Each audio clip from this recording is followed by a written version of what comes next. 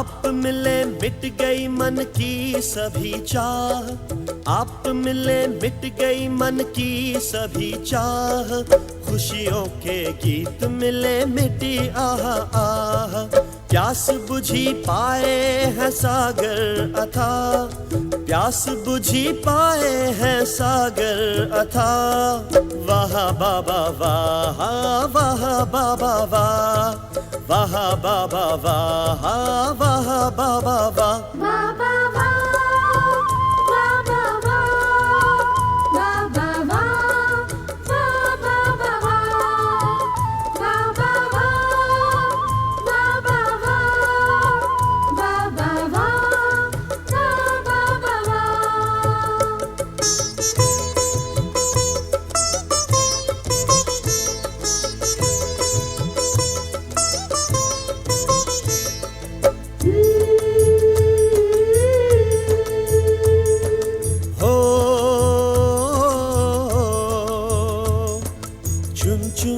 मोती बनाई है माला, नैनों में अपने है हमको संभाला। चुन चुन के मोती बनाई है माला, नैनों में अपने है हमको संभाला। पलकों में प्रभु के है पाए पन्हा, पलकों में प्रभु के है पाए पन्हा। वाह बाबा वाह, वाह बाबा वाह, वाह बाबा वाह, वाह बाबा वाह।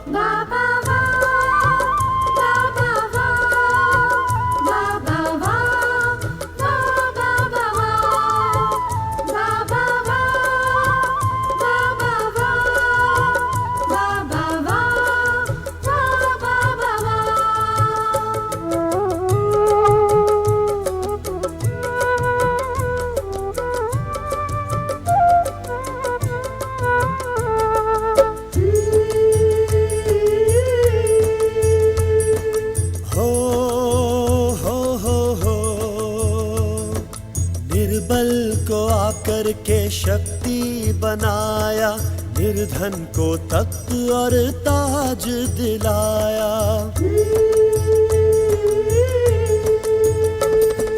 निर्बल को आकर के शक्ति बनाया, निर्धन को तख्त और ताज दिलाया। स्वर्ग का बनाते हैं हमें बादशाह, स्वर्ग का बनाते हैं हमें बादशाह। वाह बाबा वाह, वाह बाबा वाह, वाह बाबा वाह, वाह बाबा वाह।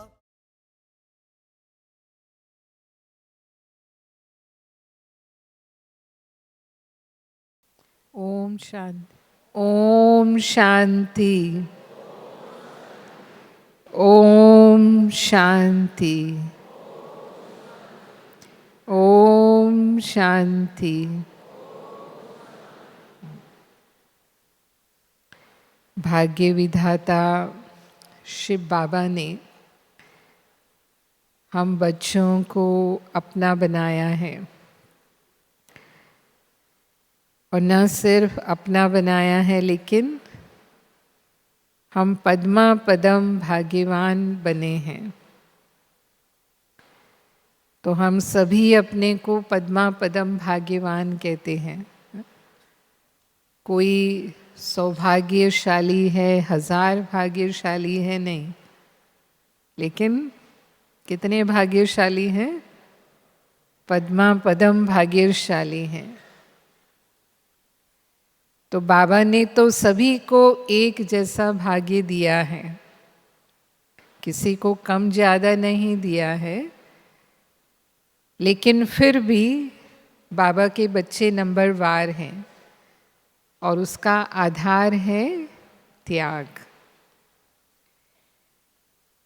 क्योंकि जितना हम त्याग करते हैं उतना ही भाग्यवान बनते जाते हैं। वो बाबा ने कलम हमारे हाथ में दी है, या अपने भाग्य के सितारे को कितना चमकाना है वो भी हमारे हाथ में है। तो त्याग तो हम सभी ने किया है। आज हम सभी ब्रह्मा कुमार कुमारी कहलाते हैं, तो जरूर हमने अपने पुराने शूद्र जीवन का त्याग किया, तो हम ब्राह्मण बने और ये टाइटल हमको मिला ब्रह्मा कुमार और ब्रह्मा कुमारी। फिर उसमें चाहे हम प्रवृत्ति में रहते हैं, है ना, प्रवृत्ति में रहते हैं तो ट्रस्टी हैं, और चाहे समर्पित हो गए, सेवाधारी बन गए ना, सेवा केंद्र पर रहते हैं, तो भी भाग्य और सरनेम दोनों का एक जैसा है, उसमें कोई अंतर नहीं। घर में रहने वाले भी ब्रह्मा कुमार कुमारी कहलाते हैं और सेंटर पर रहने वाले भी क्या कहलाते हैं? ब्रह्मा कुमार कुमारी कहलाते हैं। तो बाबा कई बार कहते हैं कि वो एक सीढ़ी है कि घर से प्रवृत्ति से निकल कर के हम समर्पित हो गए, सेवा के लिए समर्पित हो गए, लेकिन भाग्य जो है वो त्याग वृत्ति के आधार पर है। तो अगर घर गृहस्थ में रहते हुए हम श्रेष्ठ त्याग वृत्ति से रहते हैं, तो भी हम माला में या हम कहें बाबा के नज़रों में अच्छा भाग्य, अच्छा पद प्राप्त कर सकते हैं। तो सबसे ज़्यादा जो महत्वपूर्ण है वो ये है कि जो बाबा ने हमें खजाने दिए हैं, वो खजानों को हम कितना यूज़ करते हैं और दूसरों की सेवा में कितना लगाते हैं। जो बाबा ने हमें भाग्य दिया है उसको हम कितना बढ़ाते हैं, यानी जितना जितना हम उसे यूज़ करते हैं उतना उतना हम उसे बढ़ाते हैं। और हम सब के जो नंबर हैं वो उसी आधार पर फिर बनते हैं। मानो कोई बात में हमें सहन करना होता है तो हमें सहन शक्ति की ज़रूरत है, और हम करते भी हैं। एक बार नहीं, 2 बार नहीं, 4 बार नहीं, 10 बार भी हो सकता है, क्योंकि जिन बातों में हमें सहन करना होता है वो हमारे आसपास ही कहीं होती हैं, चाहे वो व्यक्ति हो या कोई परिस्थिति हो। लेकिन सहन करने के साथ साथ समाने का गुण भी चाहिए, समाने की शक्ति भी चाहिए, ताकि किसी को ये एहसास ना हो कि हम सहन कर रहे हैं। तो हम कहेंगे कि हमने उन गुणों के खजाने को, शक्तियों के खजाने को पूरी तरह से यूज़ किया, कार्य में लगाया। लेकिन कुछ तो ऐसा कर पाते हैं और कुछ आधा आधा कर पाते हैं। सहन तो कर लेते हैं लेकिन समा नहीं सकते। समा नहीं सकते माना यहाँ वहाँ जो भी उनको लगेगा, जिनसे हम कह सकते हैं, उनके आगे वो वर्णन करेंगे, आपको पता नहीं है मेरे साथ क्या होता है, मैं कितना सहन करती हूँ, मैं कैसे चलती हूँ। और अगर हमने ये बार बार वर्णन किया तो क्या हुआ? क्या हुआ? निश्चित है कि बाबा के खजाने को पूरा हमने यूज़ नहीं किया। तो हमारा जो जमा है, हमारा जो भाग्य है, वो उस आत्मा की तुलना में जो दोनों ही गुणों का साथ साथ प्रयोग कर रही है उससे कम हो जाएगा। अब देखने में तो हम श्रीमत का पालन कर रहे हैं और ऐसे ही हम सेवा करते हैं मानो। अब सेवा करने में भी अलग अलग तरह से सेवा करते हैं। एक होते हैं दिल से सेवा करने वाले, जो भी सेवा मिली बहुत दिल से, प्यार से, लगन से उसे करेंगे, जिम्मेवारी से करेंगे। कुछ हैं सेवा करते हैं लेकिन दिमाग से सेवा करते हैं, क्योंकि पता है कि सेवा करेंगे तो सेवा ही हमारा भाग्य बनाने वाली है। तो जब दिमाग से सेवा करते हैं तो उसमें कभी कभी माया भी आती है। माया कौन सी आती है? जैसे ड्यूटी प्रमाण सेवा करेंगे तो नामधारी बनकर सेवा करना कि हाँ मैंने अपनी ड्यूटी की और इस कारण मेरे को उसका रिकॉग्निशन यानी पहचान मिलनी चाहिए कि हाँ हम ये सेवा कर रहे हैं, हमको पूछना चाहिए। और या फिर सिर्फ अपना काम करेंगे और ठीक है मेरा काम हो गया, लेकिन उस आत्मा की लगन बाबा से लग जाए, यानी वो दिल तक उसको लगे, वो दिलाराम का बन जाए, ये जिम्मेवारी अपनी नहीं समझते। कोर्स कराना है, मेरी ड्यूटी है कोर्स कराने की, मैंने कोर्स करा दिया, बस मेरा काम पूरा हो गया, अब वो आत्मा जाने। तो एक होता है ड्यूटी प्रमाण, हम कुछ कुछ कर रहे हैं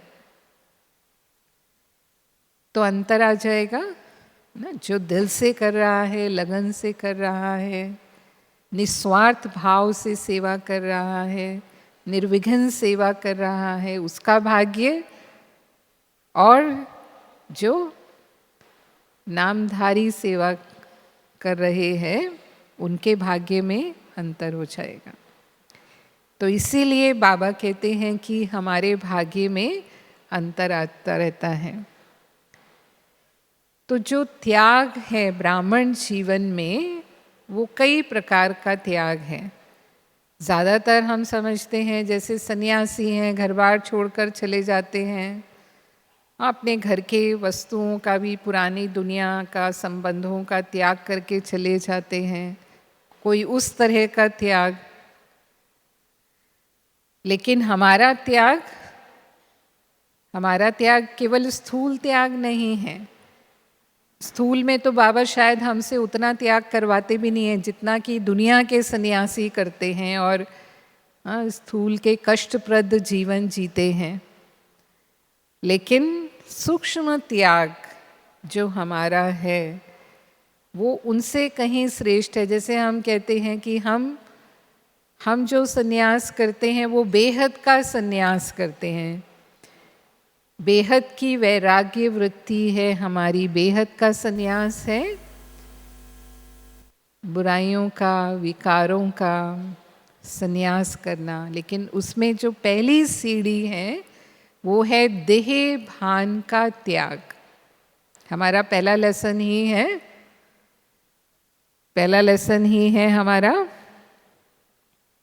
क्या लेसन है? मैं शरीर हूँ या आत्मा हूँ? आत्मा हूँ।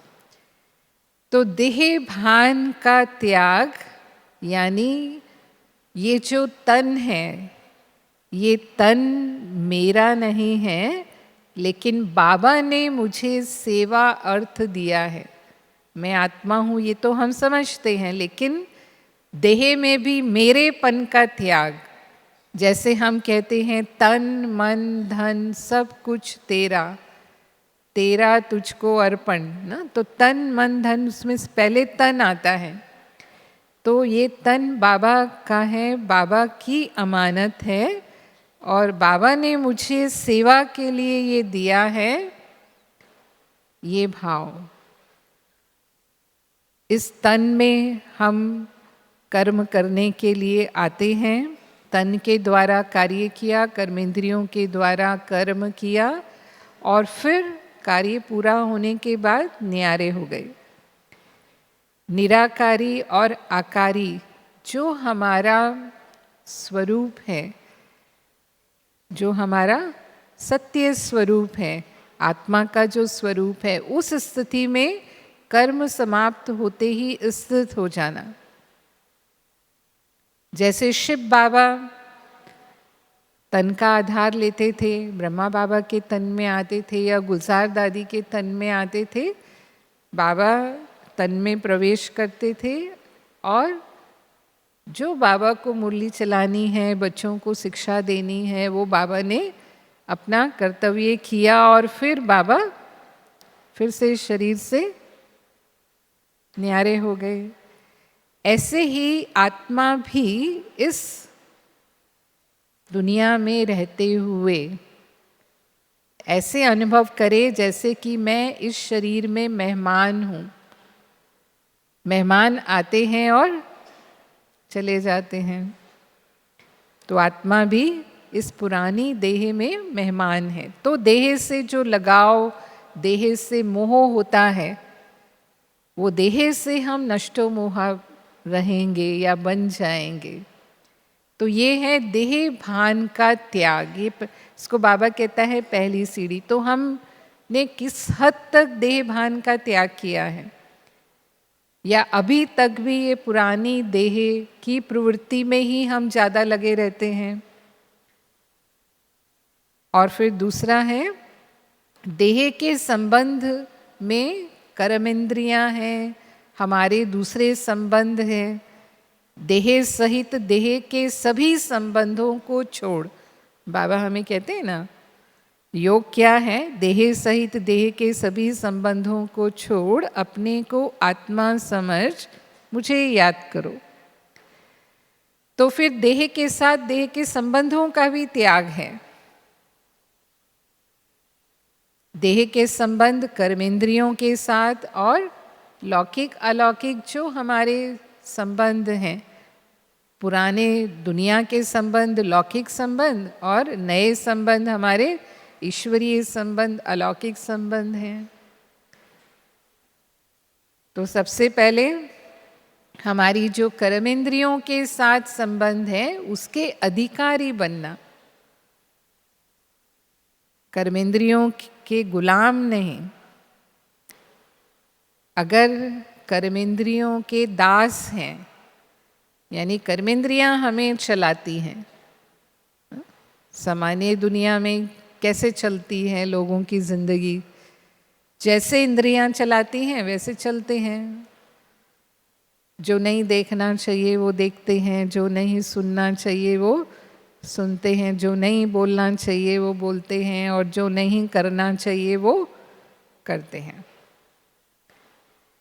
लेकिन ब्राह्मण जीवन में ये परिवर्तन हमारे जीवन में होता है कि हम स्वराज्य अधिकारी बनते हैं, कर्मेंद्रियों के मालिक बनते हैं।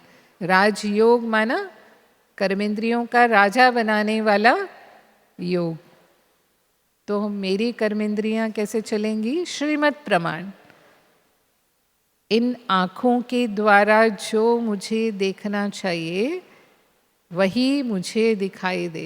बाबा की श्रीमत है, आत्मिक दृष्टि वृत्ति से संबंध संपर्क में आओ। किसी को भी देखो तो कहाँ नज़र जानी चाहिए? कहाँ नज़र जानी चाहिए? आत्मा। तो आत्मा को देखना है। सदा ही हर एक के प्रति जो भी मेरे संपर्क में आते हैं, आत्मिक भाव और भावना हमारी रहे। कानों से ज्ञान का श्रवण करना है। कभी भी पर चिंतन, पर दर्शन, निंदा, ग्लानि की बातें हमें नहीं सुननी है। मुख से, मुख के लिए हम श्रीमत क्या है बाबा की? कम बोलो, धीरे बोलो, मीठा बोलो, सोच के बोलो। तो हमारे वचन उसी प्रमाण, हमारे बोल उसी प्रमाण होने चाहिए जो बाबा के श्रीमत है।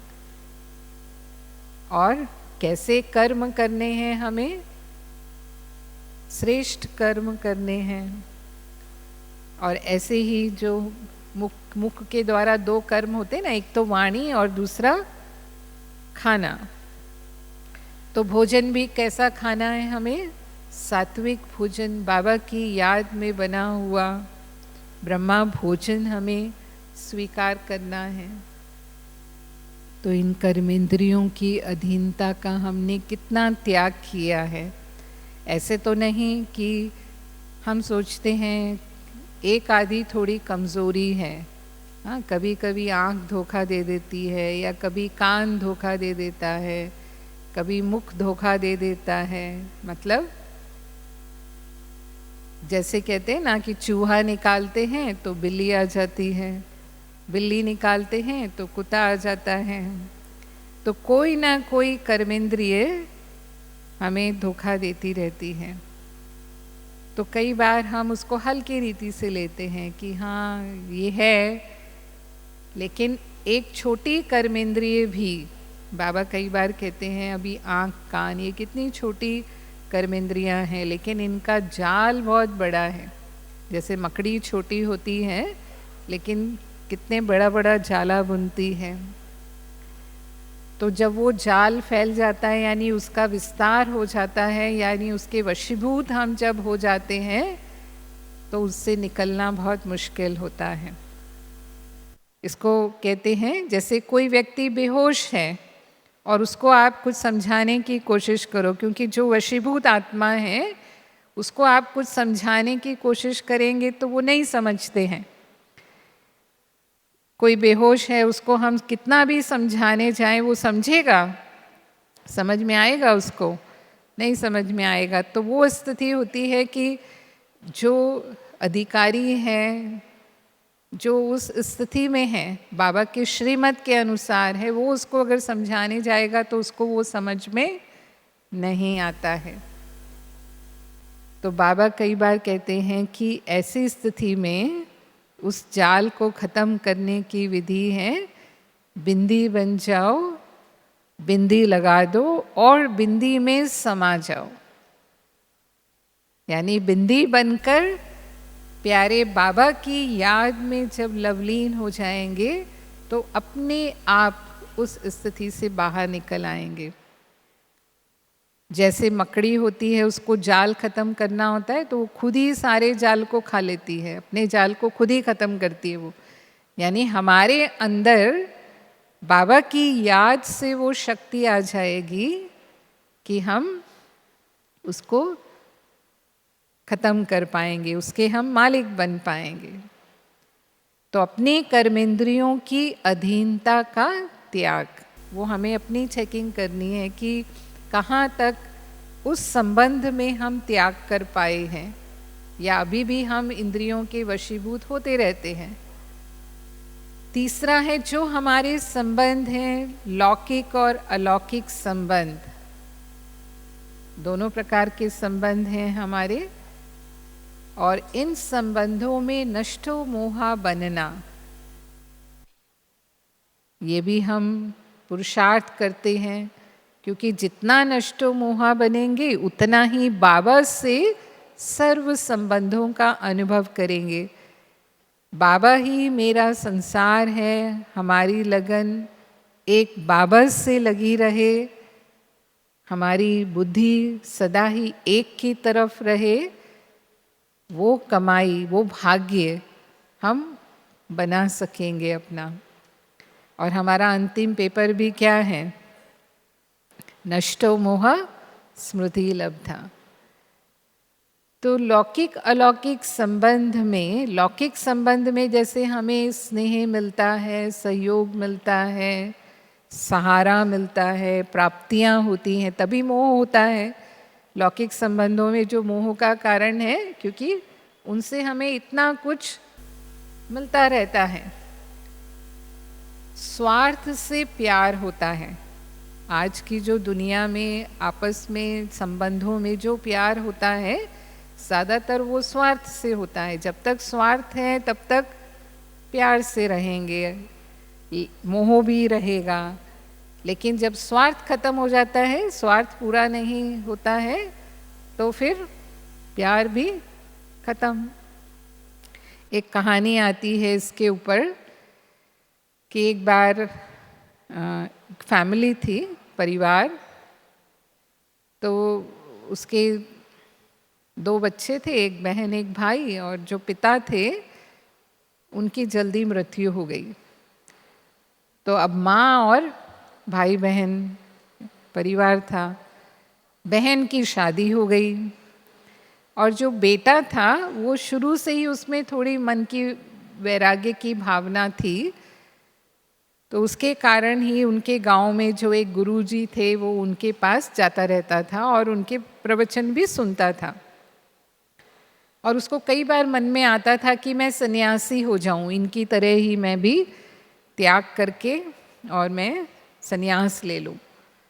लेकिन फिर वो सोचता था कि क्योंकि अब बहन की शादी हो गई तो वो ही माँ के साथ रह रहा था, तो उसको लगता था मेरी माँ अकेली है और उसका मेरे अलावा कोई है नहीं, तो मैं ही उसका सहारा हूँ, तो फिर ये तो ठीक नहीं है। अगर मैं ऐसा सोचता हूँ, मुझे माँ की सेवा करनी है, तो फिर वो बाद में उसको संकल्प को छोड़ देता था। लेकिन जब बार बार उसको ये बात मन में आती थी, तो वो एक बार उसने उनसे बात की कि मेरी इच्छा तो है, लेकिन मेरी एक ही माँ है और उसका और कोई है नहीं, मैं ही हूँ, और मेरे को वो बहुत प्यार भी करती है, तो कैसे मैं संन्यास कर सकता हूँ? इच्छा तो होती है। तो वो गुरु ने उसको समझाने की कोशिश की कि देखो, माँ का जो तुम्हारा प्यार है ना, वो तुम बुढ़ापे का सहारा हो इसलिए है, बाकी सच्चा प्यार नहीं है। ये मैं तुमको दिखा सकता हूँ, मैं ना तुमको मैं सिद्ध करके बता सकता हूँ। तो उसने कहा कैसे? तो उन्होंने कहा कि मैं तुम्हें जो कहता हूँ वो तुम करना। तो उन्होंने उसको प्राणायाम सिखाना शुरू किया। प्राणायाम माना जब सांसों को रोक सकते हैं कुछ समय तक, कई प्रकार के प्राणायाम होते हैं, तो ऐसा प्राणायाम सिखाना शुरू किया जो वो कुछ मिनट तक सांसों को रोक सकता था।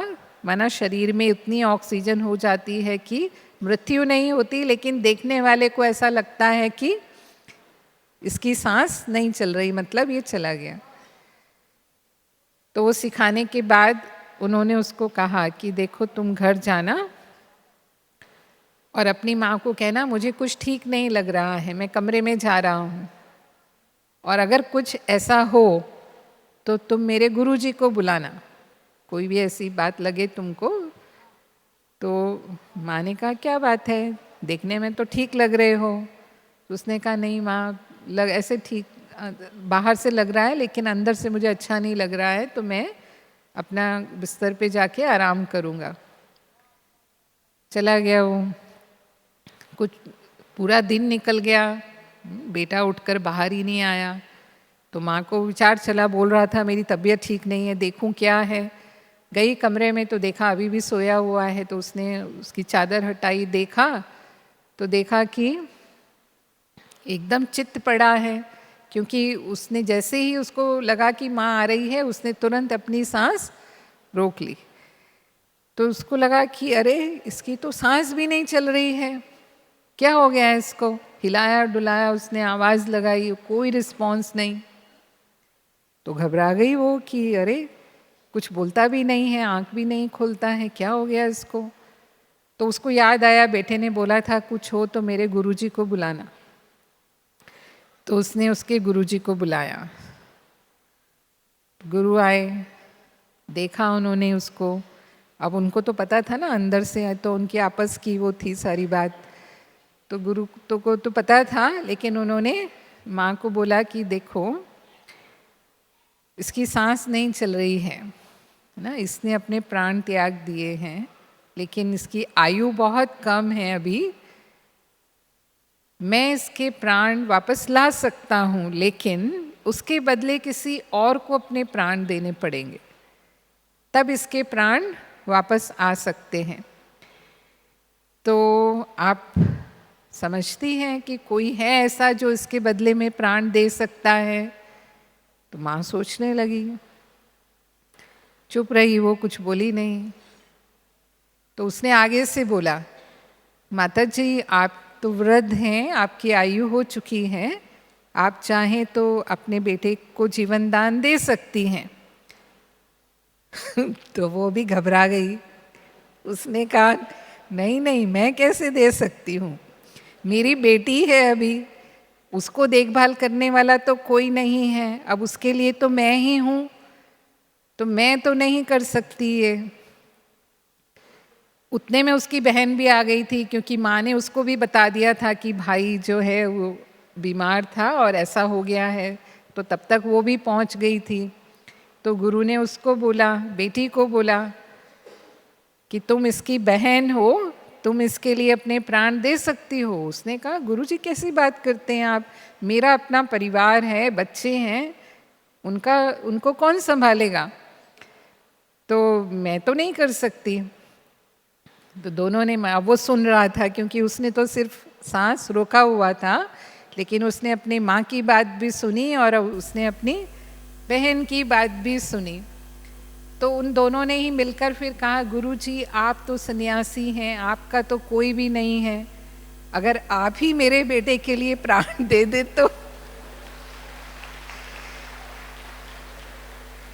तो सन्यासी ने कहा, हाँ हाँ हाँ ठीक है, मैं कुछ करता हूँ। तो उनके पास एक पुड़िया लेकर आए थे, वो सिंपल कोई पाउडर लेकर आए थे वो, और उन्होंने वो पाउडर खुद भी खा लिया और उसको भी खिला दिया। अब ये तो सारी दिखाने की बात थी, और हुआ ये कि जैसे ही वो पाउडर खाया वो जो है जीवित हो गया ना, उसने अपनी सांस छोड़ दी और वो सांस चलने लग गई।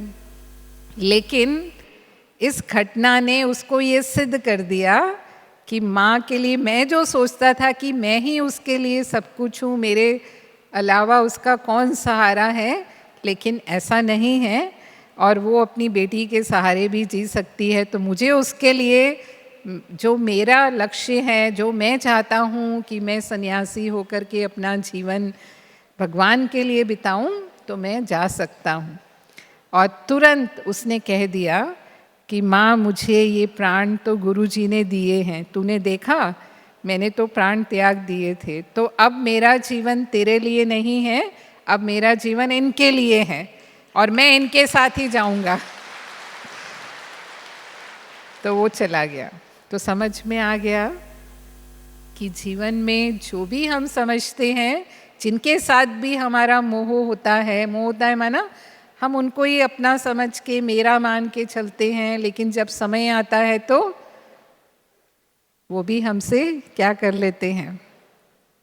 तो इसीलिए बाबा हमें कहते हैं कि मेरा कौन है, वास्तव में मेरा एक बाबा है, और बाकी सबके लिए हमें ये सोचना है कि ये भी बाबा के हैं, और जो कुछ भी बाबा ने हमें यहाँ जिम्मेवारी दी है इनके प्रति, उसके लिए बाबा ने हमें निमित्त बनाया है, हम इनकी सेवा में हैं। लेकिन फिर भी जो लौकिक संबंधों से हम मोह निकाल करके अलौकिक परिवार में आ जाते हैं, वहाँ भी यही बातें कई बार हमारे लिए मोह का कारण बन जाती हैं कि हमारे दैवी परिवार में भी जिनसे हमें स्नेह मिलता है, जिनसे हमें सहयोग मिलता है, जिनसे हमें प्राप्तियाँ होती हैं, कुछ ना कुछ सहारा मिलता है, उनके प्रति हमारा झुकाव ज़्यादा होता है, और झुकाव के साथ साथ कई बार लगाव भी हो जाता है। फिर हम हमेशा कोई भी जीवन में समस्या आएगी, उलझन आएगी, उनको ही याद करेंगे, बाबा को नहीं याद करेंगे। वो आत्माएं ही हमें सबसे पहले याद आएंगी और हम उनके पास ही जाते हैं। तो अगर हमने आत्माओं से ये संबंध रखा, क्योंकि अगर हम बाबा से वो मदद नहीं लेते, वास्तव में तो हमें बाबा याद आना चाहिए। कई बार हम सोचते हैं शिव बाबा तो निराकार हैं, ब्रह्मा बाबा आकार हैं, साकार में तो कोई चाहिए जो हमारे दिल को समझ सके, जिससे हम अपने मन को के बोझ को हल्का कर सकें। और कई बार ऐसा होता भी है कि बुद्धि में उलझन इतनी ज़्यादा होती है या बुद्धि पर बोझ इतना ज़्यादा होता है कि बाबा से योग लगता ही नहीं है, और वो शक्ति का भी अनुभव बाबा से नहीं होता है। तो फिर बाबा ने हमें कहा हुआ है कि जो निमित्त बनी हुई आत्माएं हैं उनको हम कह सकते हैं। लेकिन अगर हम इधर उधर किसी से संबंध बनाते हैं तो फिर हमारे कर्म बंधन का हिसाब किताब बन जाता है, क्योंकि आत्मा से संबंध लेन देन हुआ ना, तो वो हमारे लिए कर्मों का बोझ होता है। हम कर्मातीत स्थिति का अनुभव नहीं करते, यानी लाइट स्थिति का अनुभव नहीं करते, और फिर जब हम बाबा से योग लगाएंगे तो वो आत्मा योग में विघन रूप होगी। हम याद करने बैठेंगे बाबा को, और याद कौन आएगा? वो आत्मा हमें ज़्यादा याद आएगी, क्योंकि उससे हमें सहयोग मिला।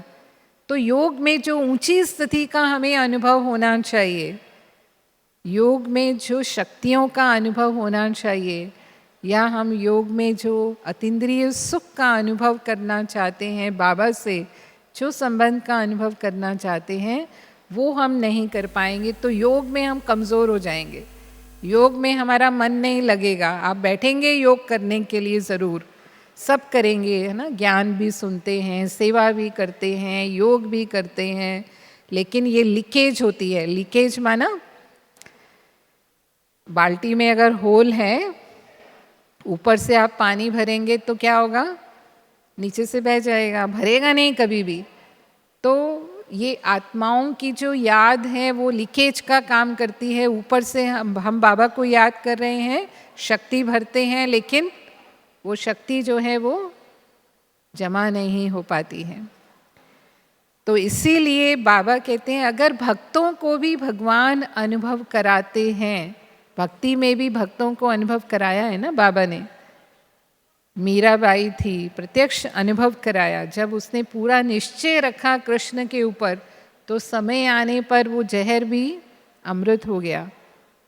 आज रामकृष्ण परमहंस हुए बंगाल में, उनको कितने अनुभव हुए ईश्वर से।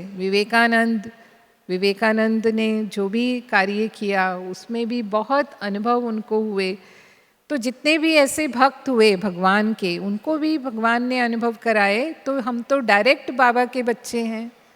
तो जब हम डायरेक्ट भगवान के बच्चे हैं तो क्या बाबा हमें अनुभव नहीं कराएगा? है ना? तो उस निश्चय से जब हम बाबा को याद करते हैं तो बाबा निराकार आकार होते हुए भी हमें साकार का ही अनुभव कराते हैं।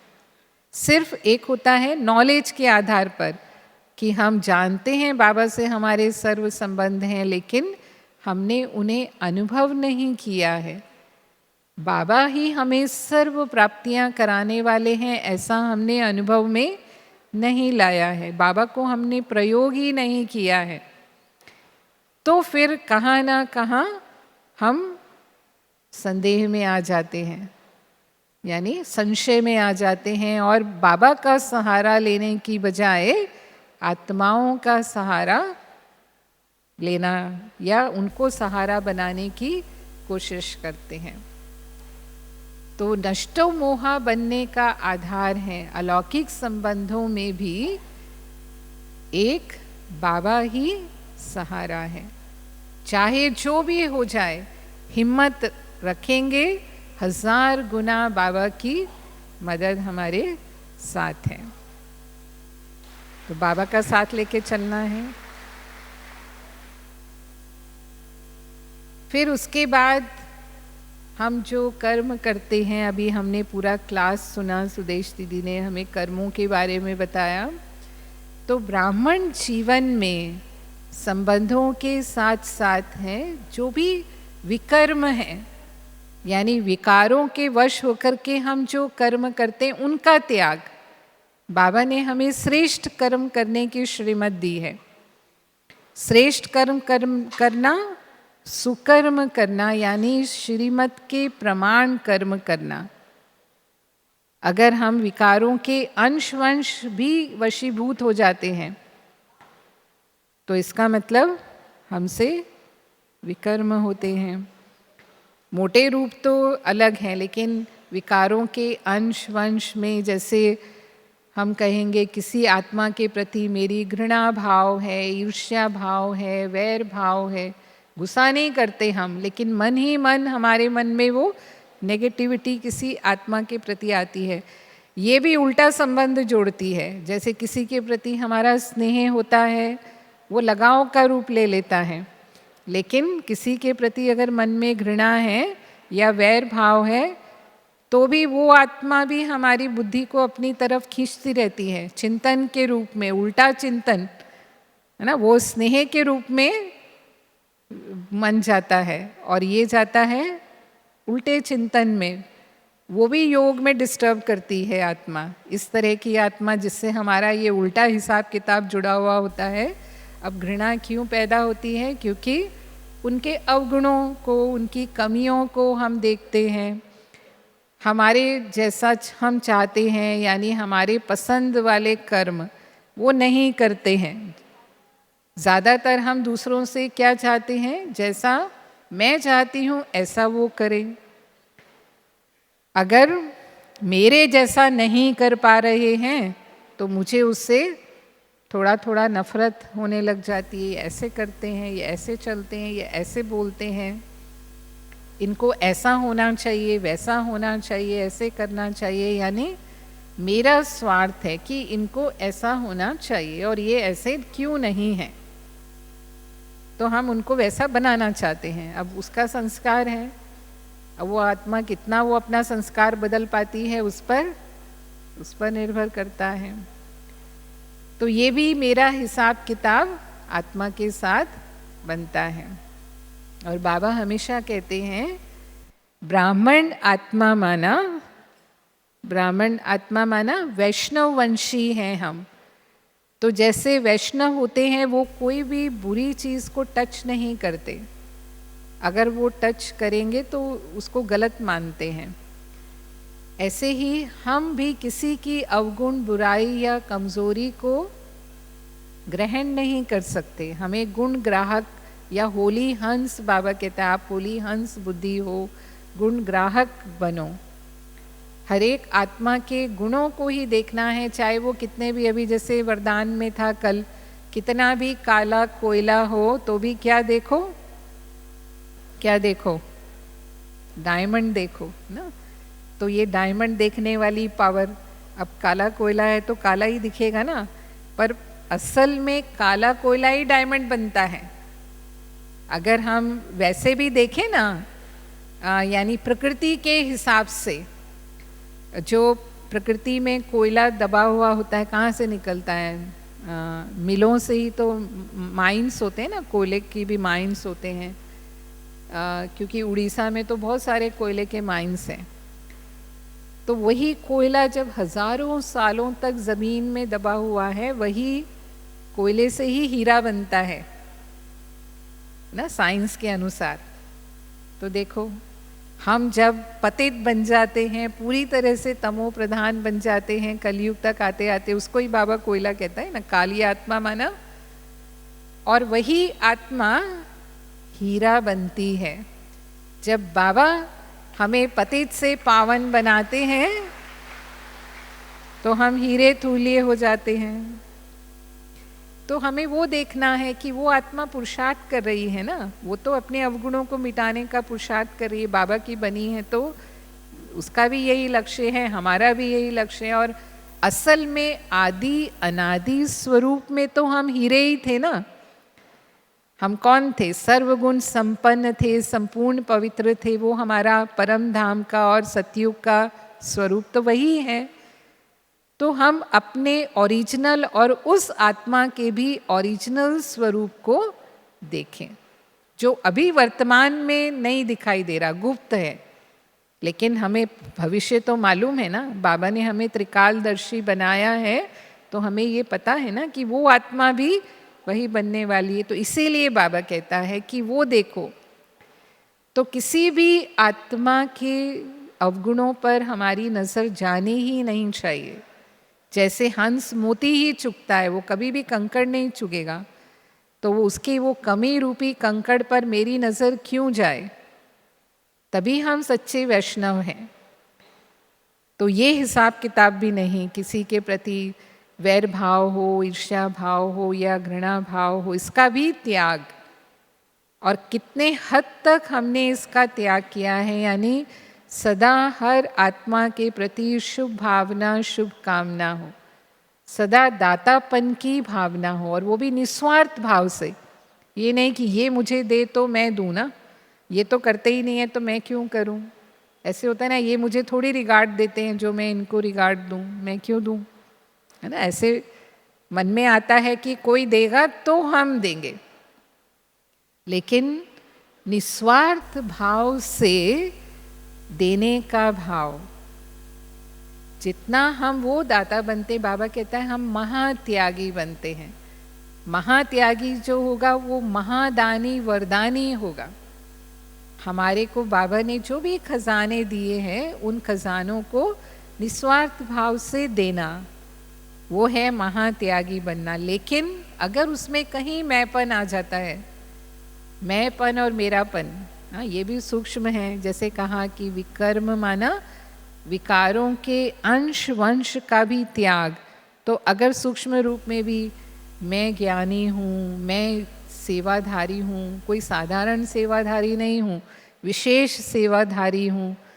बाबा तो हमेशा कहते हैं ना कि देने वाला दाता कौन है, किसने हमारे अंदर ये विशेषताएं भरी, किसने हमारे अंदर ये गुण भरे, किसने हमें सेवा करना सिखाया, किसने सिखाया, बाबा ने सिखाया ना। तो सब दाता की देन है ना, बाबा की देन है। लेकिन अगर उसमें मैंपन आ जाता है, मैं ऐसा हूँ, मैं ऐसा हूँ, मेरे को पहचानते नहीं हैं, मेरे को समझते नहीं हैं, हाँ, कहाँ भी ये सब अगर आता है तो वो भी सर्वंश त्यागी नहीं है। महात्यागी के आगे बाबा कहता है सर्वंश त्यागी बनना। तो सर्वंश त्यागी बनना माना संपूर्ण स्थिति है, वो बाप समान स्थिति है। जैसे ब्रह्मा बाबा सर्वंश त्यागी थे, हमारी दादियाँ, उनकी जो स्थिति थी वो भी सर्वंश त्यागी थी।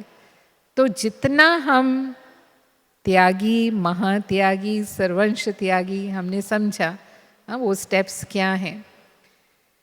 तो जब हम इस अनुसार बाबा के श्रीमत अनुसार हम त्याग करते हैं, देह भान का त्याग, देह के संबंधों में मोह का त्याग, फिर व्यर्थ कर्म विकर्म का त्याग, और कर्मेंद्रियों की अधीनता का त्याग, जब ये त्याग की स्टेप्स हमारी पूरी होती हैं तो संपूर्ण भाग्यवान या पद्मा पदम भाग्यवान बाबा की माला के मन के हम बनते हैं। ओम शांति।